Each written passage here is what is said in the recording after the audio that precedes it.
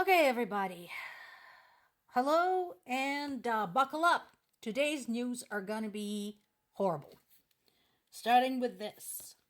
So, we already talked about um, the issues in the northeast of Ukraine, and that shit unfortunately continues. Associated Press did a good job today. They posted a map showing where Russians have broken through.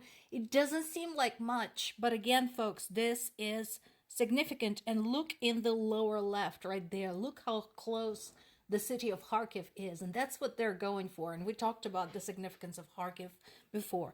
The only good news, and yes, I totally consider it good because I'm cynical and I'm fucking tired of Russian bullshit, is that Russians managed to drop 2 more bombs on their own city of Belgorod. That's right, folks. They actually managed to do that. And check this out.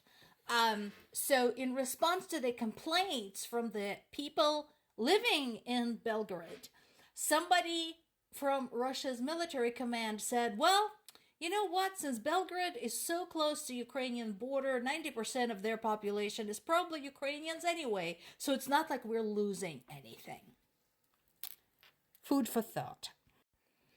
So what's going on with that? And a lot of us have this question because even as far as November of 2023, there were reports, there were video reports, there were photographs, interviews centered around Zelensky visiting that part of the front and walking through the construction sites where they were supposed to be building reinforcements. Well, apparently those fortifications sucked.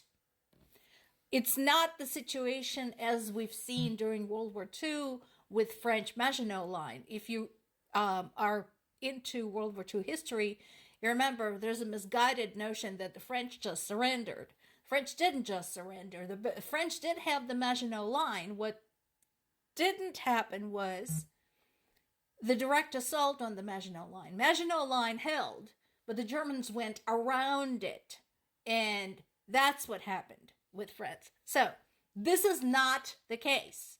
This is not like the Maginot Line. Maginot Line was ironclad. This is not. It was shitty. It was shitty reinforcements, and now we're dealing with the consequences. Yeah, we all would like the war to go away. But, yeah, Putin does have other ideas. Because, again, he is a bully until and unless he gets a kick in the teeth. He will not get the message. I've been saying this. Lots of people, loads better educated in the matters of history, politics, and war, have been saying this for years, since 10 years ago, the annexation of Crimea. We've all been saying this. He doesn't care about the global implications. He doesn't care about any of this. He doesn't care if this war tears the whole world apart. He doesn't give a shit. The only way to stop this is to push back at him directly and collectively. And yes, this is a very astute observation. Russia knows that they're on the clock, which is why they're in such a hurry to attack. What is appalling about this is not that Russia is attacking. That's what I would expect them to do. They would be fools not to.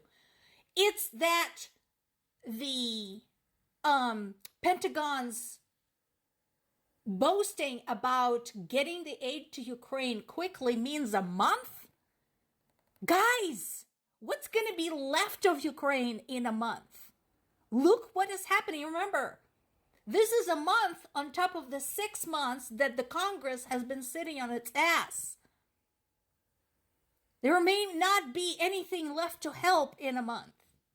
This is insane.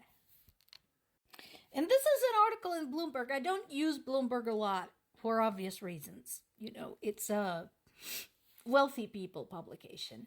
And so, as such, it tends to be skewed in that direction. But for once, this particular article about other parties involved in the war in Ukraine makes a good point. And I agree. Again, how many times have I said it? How many times other people reporting on the war in Ukraine have been saying this? This goes way beyond Ukraine. So, now we have involved, in addition to Russia and Ukraine, Belarus, China, both Koreas, Iran, Turkey, possibly Syria, all of EU, most of NATO. You're going to still tell me that this is a little territorial conflict? And yes, there's some aid to Ukraine, there's some support for Ukraine, but again, that aid is driven by the politics of the parties involved. The prime example, again, is what we're seeing now. You would think it's a no-brainer, One country that we already didn't have a particularly good relationship with the old established tradition, centuries-old tradition of attacking its neighbors, had attacked its neighbor unprovoked. What's there to think about? It's wrong. The neighbor asked for help, the help that has been promised to it. And everybody said, oh, that's what you meant. So, yeah, I suggest pop into Bloomberg, read the article. It's a good one. And yes, while it states things that are obvious, I like how it summarizes it, and I like how it lists, everybody who is now directly affected by this war and in what way. Another little bit of good news. Apparently there was a terrorist attack planned in Kiev on May 9th, the Victory Day, and the plot was thwarted, thankfully.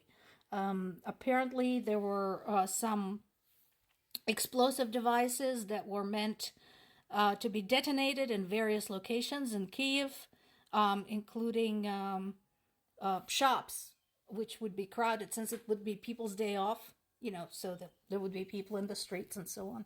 And so, yeah, so at least we did this well. And I'm glad that they didn't hurry to announce this. I think that's a good idea.